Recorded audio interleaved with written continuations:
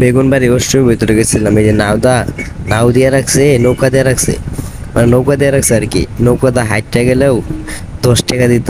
আবার আগে পানি আসছিল বলা, যে মালা চলাই দিত ওই সময় 10 টাকা দিত। তো আমরা 4-5টা নৌকা একখানে করে রাখছে, এই হাইটটা গেল 10 টাকা দিত, হাইটটা আবার আইতেও 10 টাকা দিত। এই অষ্টমীর ভিতরে গেছি গেহারা মনে করে যে নৌকা দিয়া নৌকার ভিতরে উঠছি, একটু হাইট টাইট যাইতে হয়, তাও 10 টাকা দিতে হয়। দেন অষ্টমীর ভিতরে খুবই একটা ভালো একটি ভিডিও নিয়ে আসছি আপনাদের মাঝে। এই যে হিন্দুগড় সানঘাটের ভিতরে আমি হাঁটতে হাঁটতে দেন একটা মুটকির সাথে দেখা হয়ে গেল গা। মুটকি বলতে কি মানুষের, এটা আর কি চেহারা সাজে ভালোই দেখা যাইতেছে। আমি হাঁটতে হাঁটতে একটা সুন্দর করে একটা ভিডিও বানাইলাম। তো দেখেন ওর সাথে সাথে আমি হাঁটতে হাঁটতে যাইতেছি, পিছন দিয়ে অনেক মানুষ। তো আমার অনেক খারাপ লাগতেছিল যে মানুষের মুখের পানি তাকায় থাকে।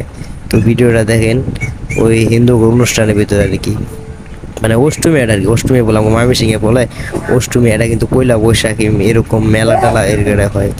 তো তো মানুষের ভিতরে আমি হাঁটতেছিলাম, আমার ফাইন অনেক মানুষের তাকাই দিয়েছে, আমার অনেক লজ্জা করতেছিল তো আমি ভিডিওটা বানাবো কিভাবে।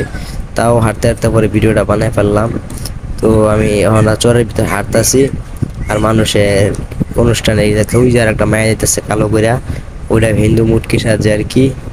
তো ভিডিওটি অনেক কষ্ট করে বানানো হয়েছে। আমার ভিডিওটা ফুল ভিডিও দেখবেন। আমার এই প্রথমে একটা ব্লগ ভিডিও বানাইলাম, ব্লগ ভিডিওটা আপনি দেখবেন। আমি হাঁটতে হাঁটতে অনেকটা হাঁটতে যাইতে যাইতে দেখেন অনেক মানুষ বই রয়েছে চাইল্ডের লেগে। তো আইনার কাছে আমার এই অষ্টমীর ভিডিওটা কিরকম ভালো লাগছে আমার একটু কমেন্ট করে জানিয়ে দেবেন।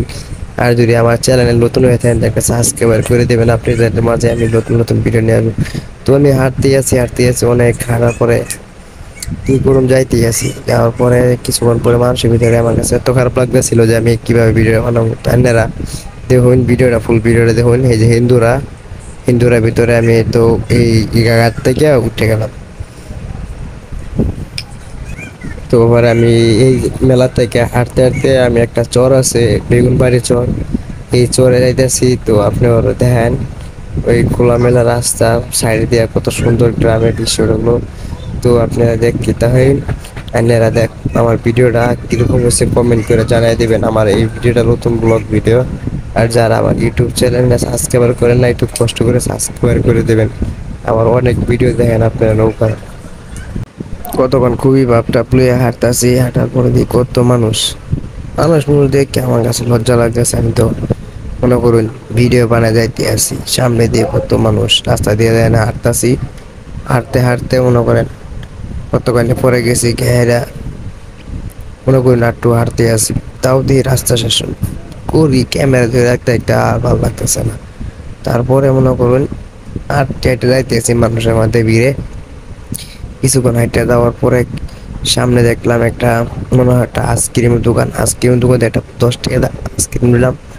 আইসক্রিম লইয়া খুব পাপ টাপ লইয়া হাঁটতে হাঁটতে খাইতে খাইতে যাইতেছি, আর মোবাইলটা ধরা কি মজা রে লাগতেছে, করতে খুব ভালো হাফ টুই ধরে হাঁটতে হাঁটতে যাইতেছি।